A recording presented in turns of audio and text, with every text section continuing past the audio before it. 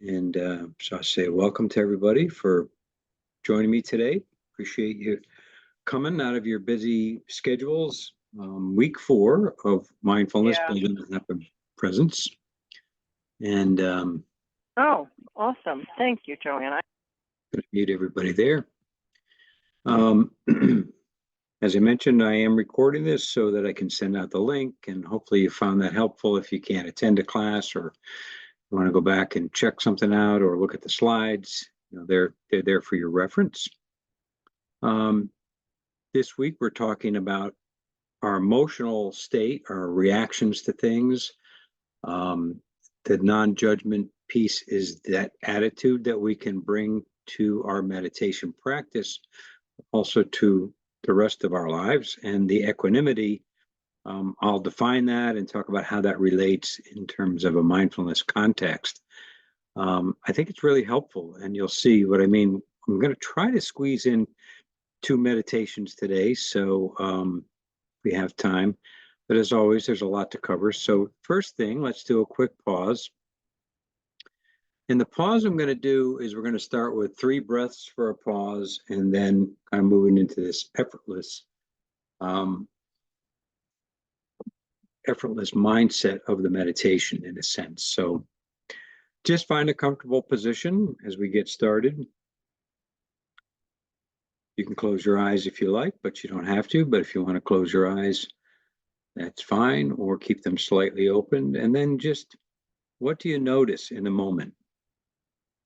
What's here for you right now in terms of your senses, in terms of mental activity, sounds? What's going on in the present moment, internal and external?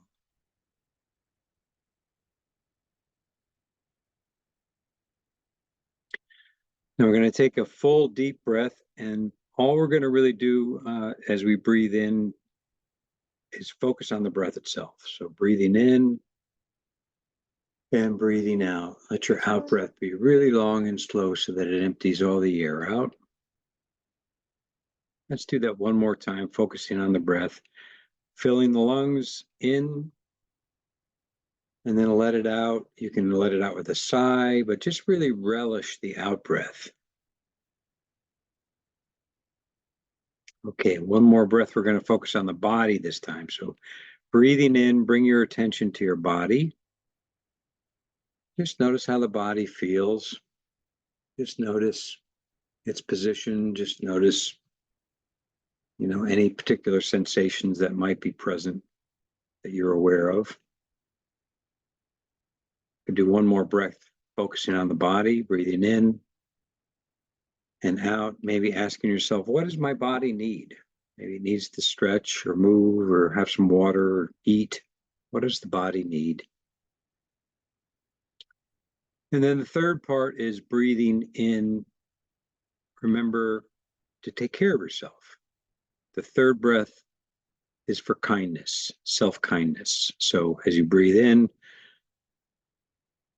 what do you need in the moment? What can you do to take care of yourself now or later on today? What do you need to, that would help replenish yourself?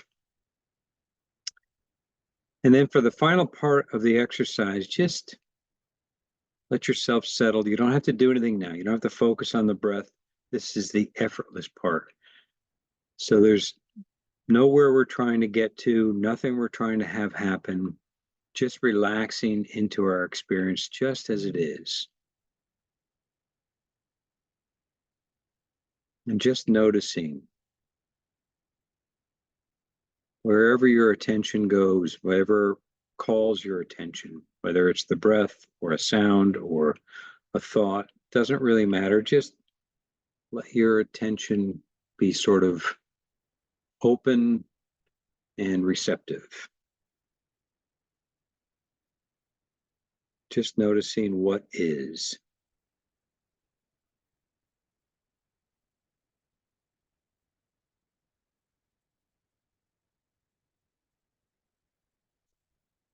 And if you do find yourself drifted off in some thought train, like really carried away, don't feel you've gone wrong. That's quite normal. Just bring your focus back to your anchor, which could be your breath or your body sitting here. And just, that's the idea, just come back to the anchor so that you're coming back to the present moment. We'll take one last full breath, filling the lungs and letting it out. And if you want to move your fingers and toes a little bit, stretch a little bit as you open your eyes if they've been closed. And that's a pause to get started. Maybe not too brief, but sort of based on two things: 3 breaths. So we focus on the breath itself, focus on the body, focus on self-kindness, and then the effortless part. That comes from, I did send that out. I don't know if you had a chance. When I first sent it out, I heard that people weren't able to access it, so I recorded it. So that 3-minute effortless meditation is sort of like the 3-minute breathing space. So it could be used interchangeably. But just did want to open it up and just check in with people and see how you're doing with your practice, your home daily practice. Would love to get some feedback again through the chat, if that's okay, maybe just a word or two. How's your formal practice going? Let's start there. Last week, I asked you to either try the rain meditation or the thought meditation or breaking the worry addiction. How was that? Are you finding it a little more easy to fit it into your schedule, or a little more, is it developing a little bit of a routine here? We're about halfway through the course. This is the 4th session. So we have, next week is the 5th, and then the final week is the 6th. I will do a 7th follow-up session a few weeks after we're done. But so let's see, we got one chat here, all going well. Wish I could do more often. Okay.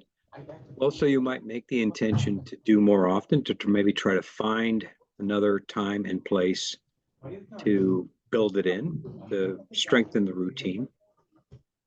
Able to make it somewhat routine. Missed one formal practice last week. Well, I would say that's pretty good.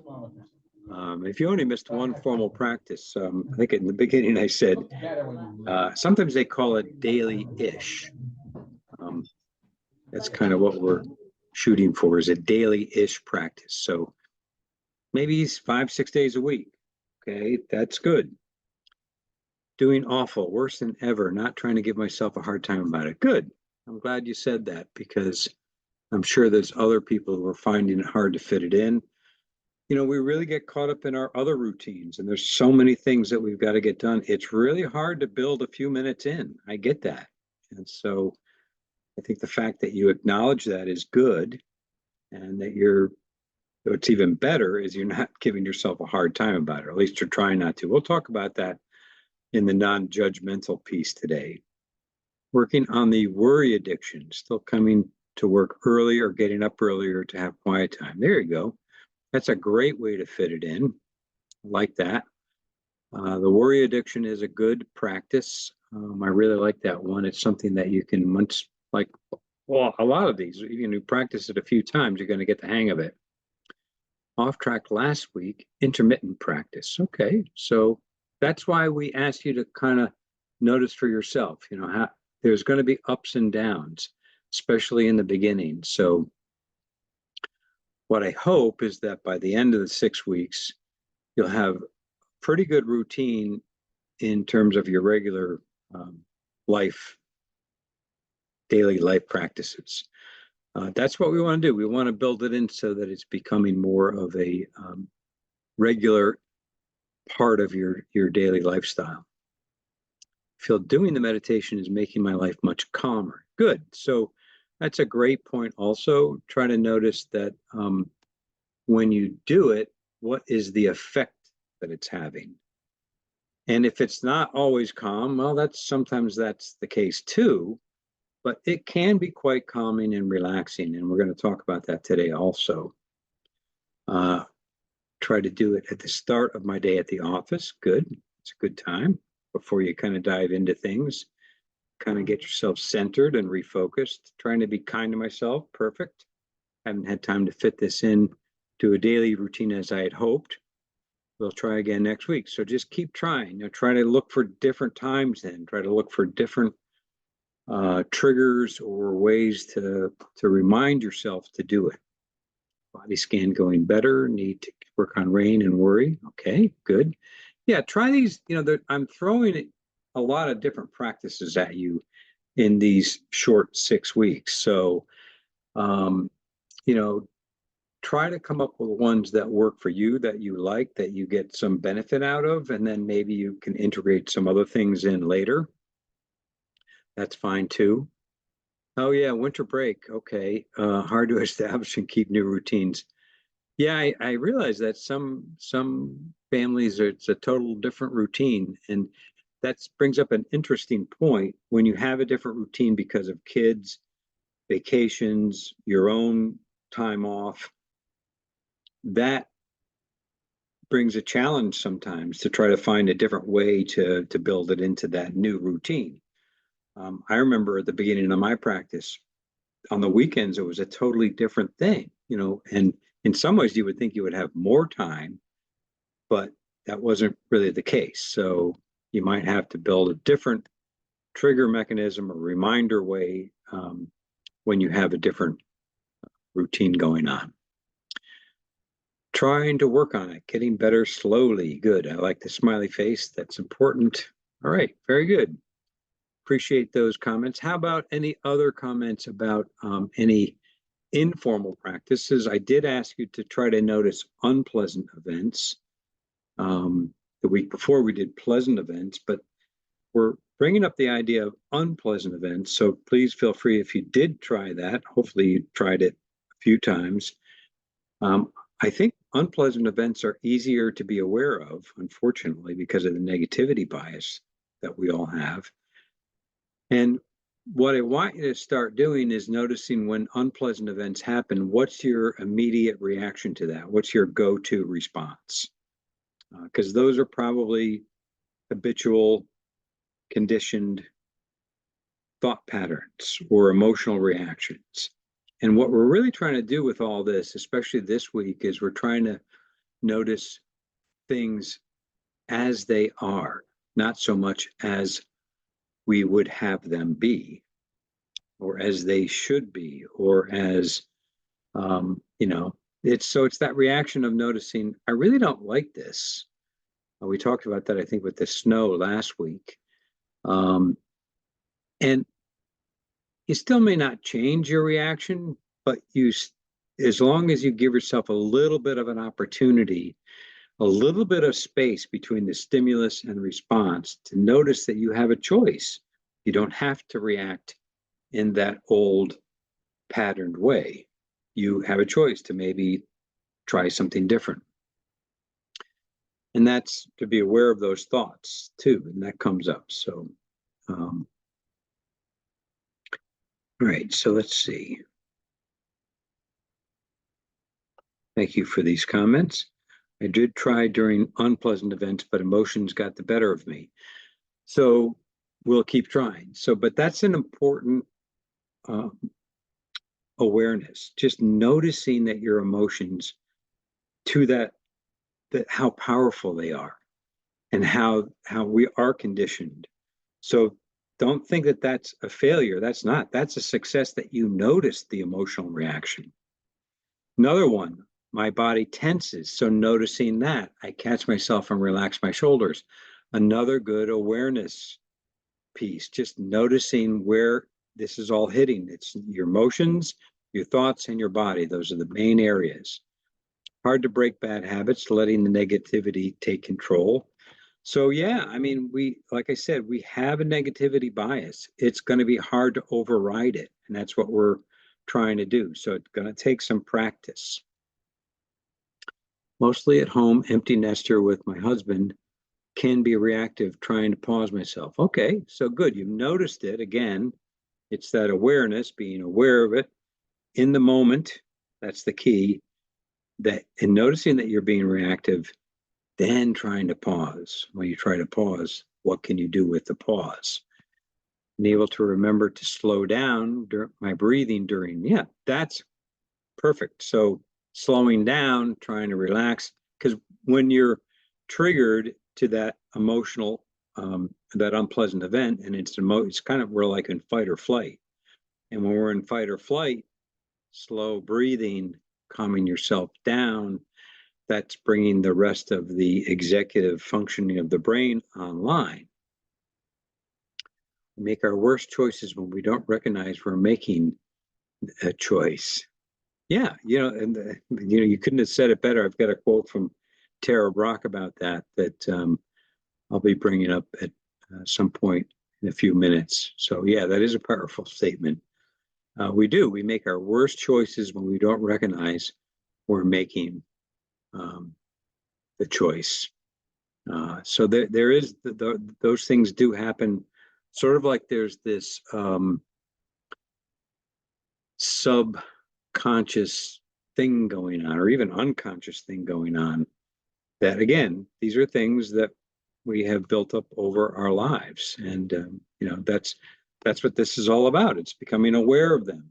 It's bringing them to the surface. And that's why, if you remember in the beginning, I said sometimes, and this particular lesson is where some of those things might surface a little bit. And when they do surface, well, here's the quote here: our strongest and most habitual emotions are sometimes completely unconscious. Without mindfulness, these patterns can run our lives. So, we're really trying to override those old tapes. It's kind of what it comes down to. Now, in addition, so moving on, thank you for those comments. Appreciate them, folks. We're dealing with this VUCA. VUCA stands for volatility, uncertainty, complexity, and ambiguity. So think about those things. And the pandemic was the perfect recipe for VUCA. We experienced all of those things, which made a lot of us feel very overwhelmed and unfocused. And that is to be expected. So, if you've struggled with staying on task or been blindsided by emotion during this time, we all did. But this is precisely what our prior research regarding the human brain's attention system would predict. I should have put, this is from Amishi Jha from Peak Mind, and she studies our attention systems. And VUCA erodes our ability to stay focused. It erodes our attention. So we're kind of swimming upstream here. It makes it more difficult. So that's why practice is all the more important. Well, good. Somebody's reading the book. Excellent. It's a very good book. Highly recommend it. So let me ask you now, with all this sort of bad news, we're swimming upstream, swimming against the tide, whatever metaphor you want to use. Still a lot of post-pandemic issues. There's a lot of craziness and uncertainty and very troubling things going on in the world around us. How are you feeling? How are you feeling now? So you don't have to share this, but maybe picking one of these emojis, or just, if you don't see something on here, but how are you feeling now? Could be up and down. It could be a mixture of things, right? Could be some of the more negative things that you see listed here. Could be some of the more positive or neutral things. But it's interesting, in studies on emotional intelligence, many people have a hard time labeling their feelings. So even the basic core feelings, happy, sad, glad, mad. I don't know if I got them all right, but anxious is another probably core feelings. So this idea of simply labeling our feelings is going to be what we're talking about today and what we're doing in the meditation. Brene Brown, who you might have heard of as a researcher on emotions, among other things, vulnerability, and she's got some terrific books, and there's TED Talks and YouTubes that she's done. But she has come up with There's something like 87 distinct emotions that human beings experience. 87. So, this idea that we need to be a little bit better at being aware of them. And that's what we're doing. We're bringing them to the surface. We're trying to notice in our body where we feel them. We're trying to notice what comes up with our thoughts. We're trying to be mindfully more aware of what's going on. Because what we know is that it's better to acknowledge the feelings. Our tendency is to want to push them aside, to ignore them, to numb them, to not deal with them. It's just human nature to want to do that. But we know that it's better to acknowledge them. It's better to kind of let them come to the surface. And that's what our mindful practice can help us. And we're going to do that in the meditations today. So I'm not saying wallow in them, but I'm saying be aware of them, label them, acknowledge them. And if it's hard to label them, maybe this is then something to explore a little bit. That RAIN exercise, by the way, that we did last week is a great exercise for this. The more we are unwilling to accept difficult feelings, the more they increase. So if you think about grief and loss, that's what a lot of people do when we lose somebody close to us, for example, or have a strong grief reaction. Is it's not easy to face those things. It's very difficult, right? It's easier to ignore them. It's easier to make ourselves busy, to not talk about it, to, any number of things. But if we can begin to face them in a mindful way with some stability, and that's where the equanimity comes in, and we'll do that too, talk about that, they can become more manageable. All right, so a little bit about self-judgment. And this came up in one of the comments that it's easy to realize and to see that we can be judging ourselves about how our practice is going, or about when we have difficult thoughts and feelings. It's easy for that inner critic to come up. Comes up a lot easier than the inner supportive coach, right? For many of us. And so self-judgment, even during our mindfulness training, you might have noticed that there's a tendency to say, oh, I'm not doing this right, or what's wrong with me? Why can't I, do it on a daily basis? Why can't I keep my attention focused? Why can't I, whatever, fill in the blank?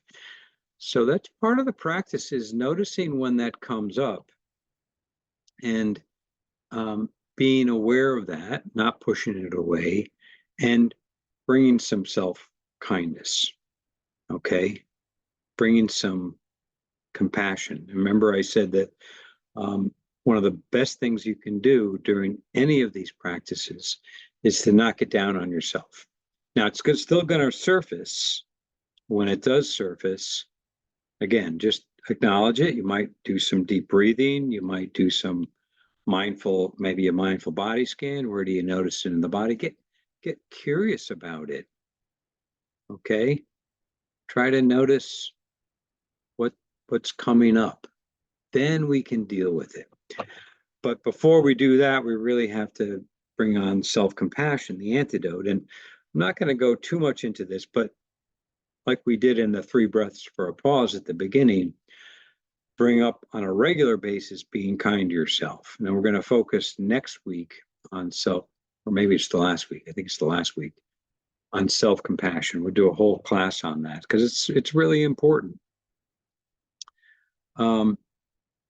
So with mindfulness, you can start recognizing the pain of self-judgment, and it's kind of saying to yourself, this hurts.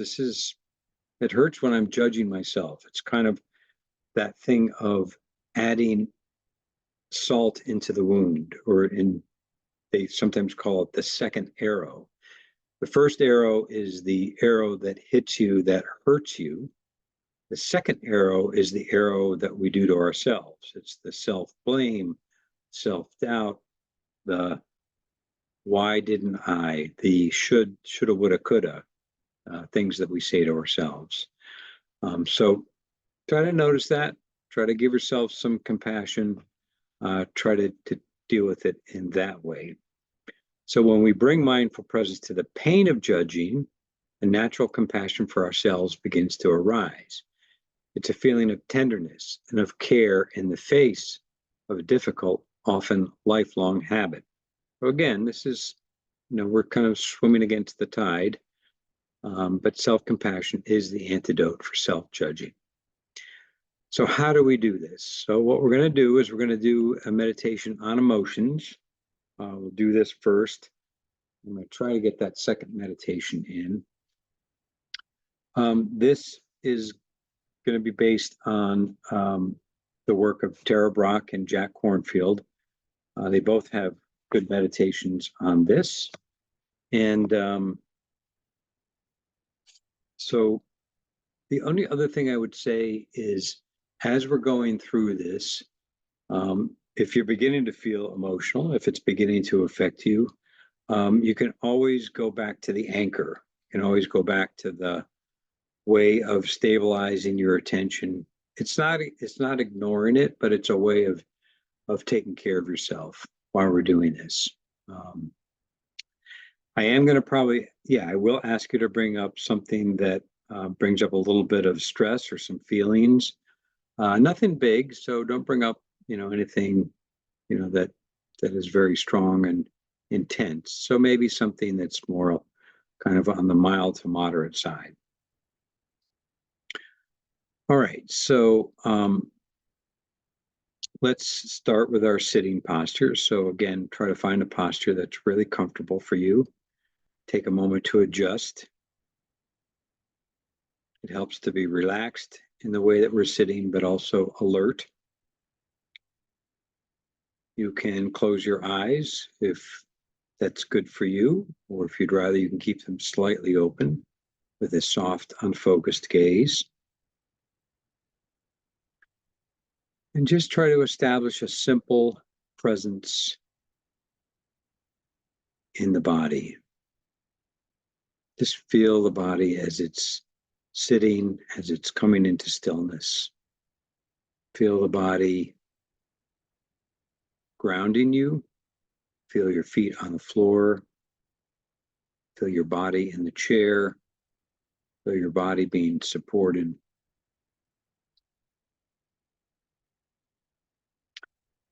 And as we do this, you might bring a half smile of kindness to your lips. And let that half smile fill your body, kind of a receptive presence.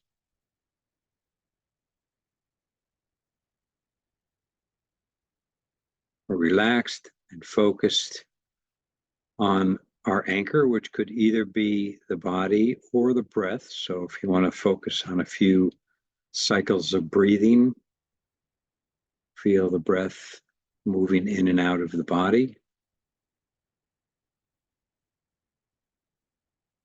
Especially on the out breath, let the body relax and settle. Let the mind calm down a bit and the body relax, so we get a sense of calm and ease.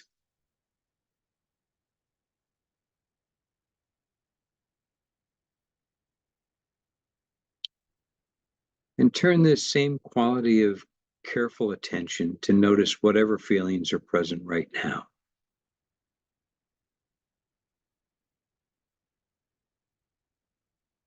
And let your mindfulness have an attitude of gentleness, care, and interest.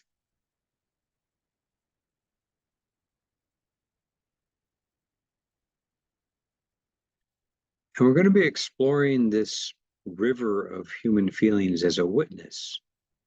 We're just acknowledging.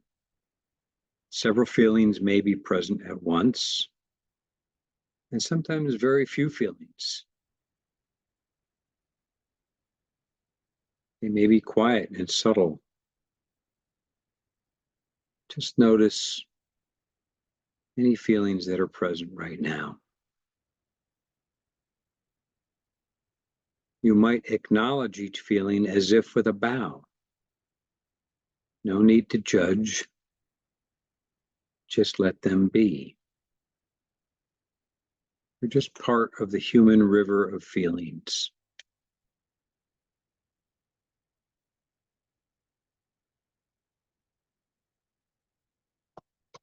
Now, you may also notice how the feelings are experienced as body sensations. Whether it's anxiety or joy or resentment or friendliness, each can be felt as patterns of energy and sensations in different parts of the body.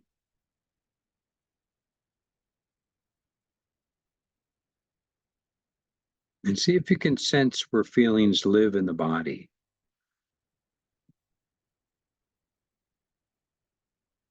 And how sensations feel. Opening to whatever you're aware of with a kind, receptive attention. You might ask yourself, what is happening inside me right now? And can I be with this?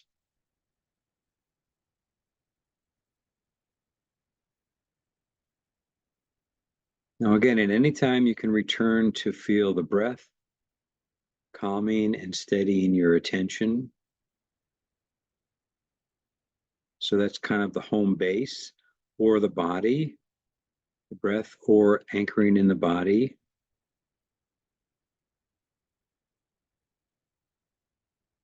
Great way to stabilize, kind of throwing out that anchor, stabilizing even if the waters are a bit choppy. So right now we're just noticing the rhythm of our breathing, noticing our body anchoring us.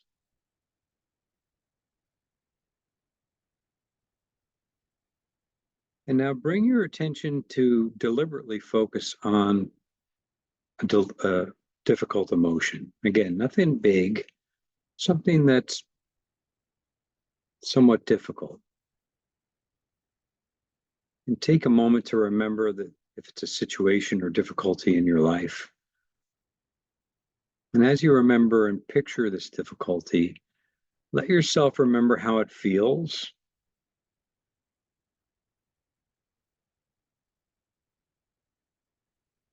And try not to focus on the story so that we get caught up in the story. Just notice how it feels, what feeling comes up, or feelings. And then drop down and sense the feeling in the body again. Notice where it is. Let it be here for a moment. Breathing to make space for it.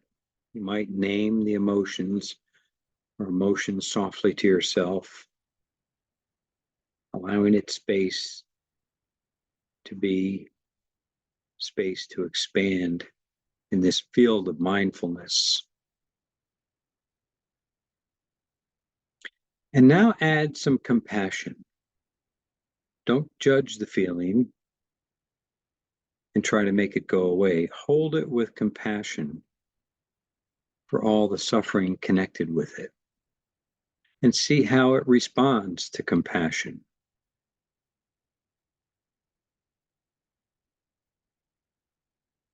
You might even send yourself a message of care and kindness like, it's going to be okay, or I can deal with this, or maybe something you would tell a good friend. Or I know the resources that I have or others have around me to help me deal with this. You might imagine how many others are experiencing this same feeling across the world. Let your compassion grow to include them as well.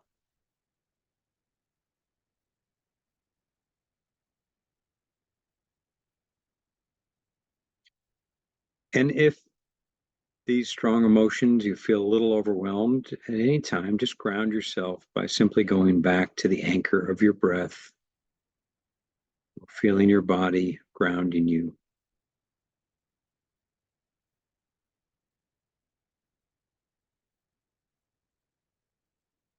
Feeling yourself steady.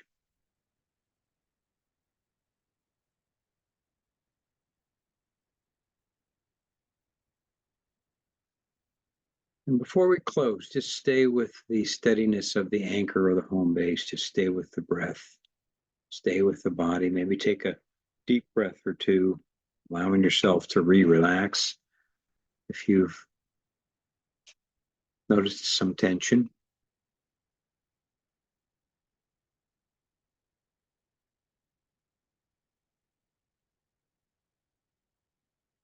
maybe letting the tension out as you breathe out.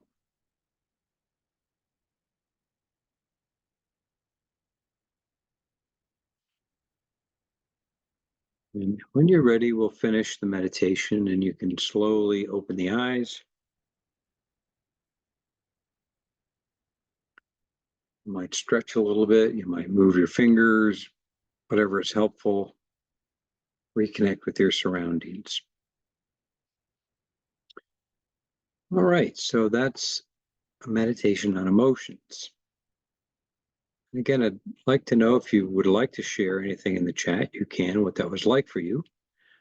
But I'll move on. They're getting a limited amount of time, but please feel free to share in the chat how that was. It might seem kind of strange to bring up intentionally things that are going on that are stressful or emotional. But again, that's kind of what we're doing. We're trying to face these things as they are. What often happens is Mark Twain said it well. He said something to the effect that my life has been filled with a multitude of tragedies, most of which never happened. We tend to get carried away in the narrative and the stories we bring up. So we're trying to meet these things with the direct experience of how they are. Noticing the storylines, noticing the narrative that comes up, noticing what we're telling ourselves about what we don't like about it and how it should be different. But just trying to be present as best you can without getting carried away or totally lost in the emotion or the thoughts that come up. And this brings us to a sense of equanimity. And equanimity is defined as mental calmness, composure, or evenness of temper, especially in a difficult situation. So it's very helpful in these kinds of situations. See some synonyms there. I remember when I first heard this, it's used a lot in meditation, especially when we're talking about these kinds of more difficult things to face. And also dealing with, again, world events and, as we came through the pandemic. But there are practices to kind of deal with and try to cultivate this sense of evenness or calmness, even when we're triggered, even when there are an awful lot of things that are making us feel unsettled and uncertain. So let's try this second practice. This is called the Eye of the Hurricane practice. And so again, finding a comfortable meditation position. Take a moment to let yourself settle in as you sit.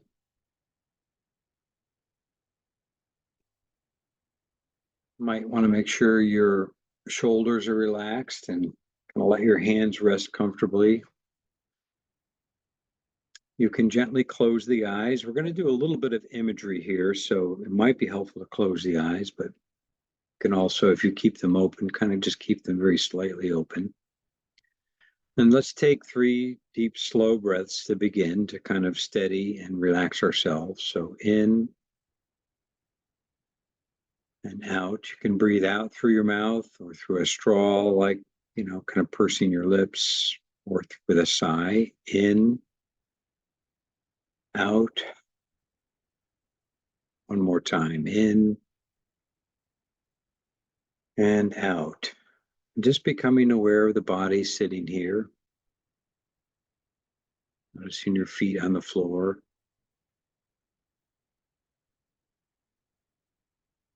Letting yourself be anchored again with the body or the breath.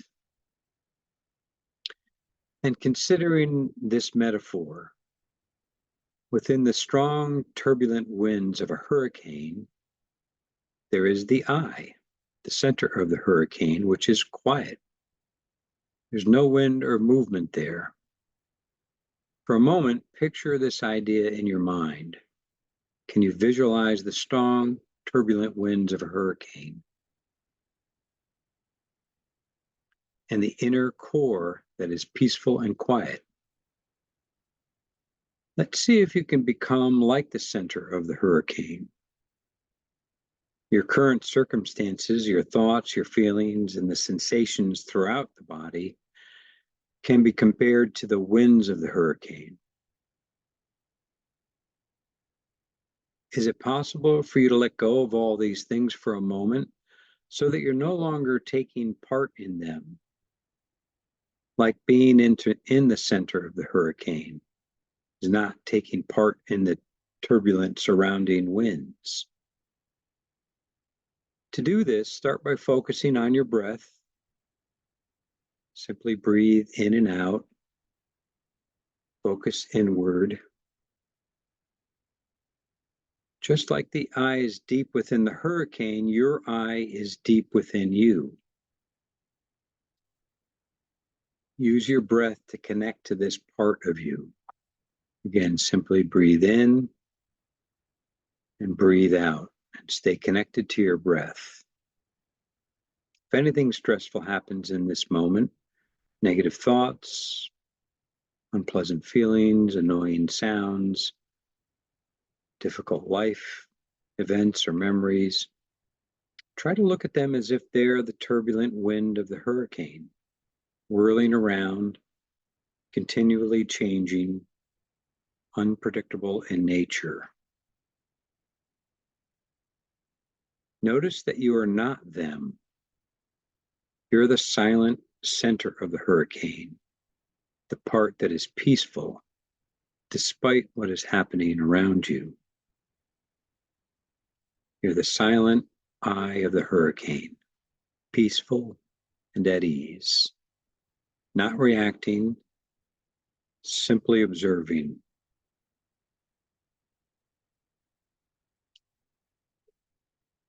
Like the wind of the hurricane, these experiences are constantly moving and changing. You, on the other hand, are stable. You're not moving or being carried away by them. You're in a safe, peaceful place. Breathing in, breathing out. And as you sit here connected to your eye, notice whatever arises. Notice the wind of the hurricane, but do not participate. Stay in the eye. Notice thoughts, notice feelings, notice sensations. But watch from a distance with curiosity and without judgment, without reacting to what you see. And no matter how intense or bad the hurricane gets, the eye is always centered, calm, and at ease.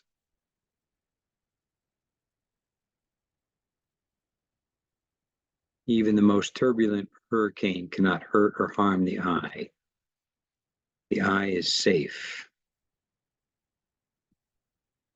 And whenever you feel the need to restore your inner peace, use your breath to connect to this silent part of yourself. Just breathe in and breathe out.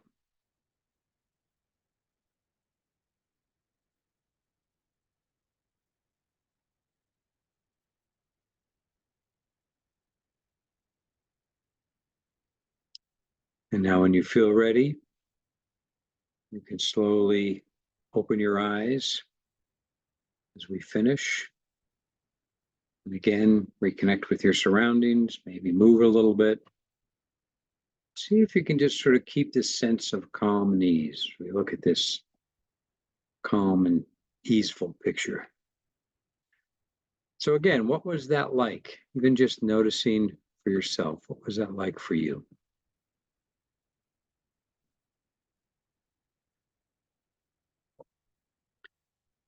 Any thoughts, any comments? What was that like? You don't have to share, but just I think it's more important to notice for yourself what that was like. Remember, the whole idea is that we can learn to surf. We can learn to surf the waves that are going on. We can learn to be more in control of them. We can learn to, use the anchors, the eye of the hurricane, whatever is helpful. Just trying to give you some tools to whatever's helpful. Helps to ground me. Good. Able to really relax, falling asleep. Okay, love this practice. That's a good one. I like that one too. Felt like I was drifting. Okay, very calming, very relaxing despite background noises, fear of being interrupted. Calming. Good. So both of these you can try. So our formal practice this coming week is the emotion meditation. So like the one we did, there's a link. I'll show you that in a minute. There's also the Eye of the Hurricane, which you find on that same page.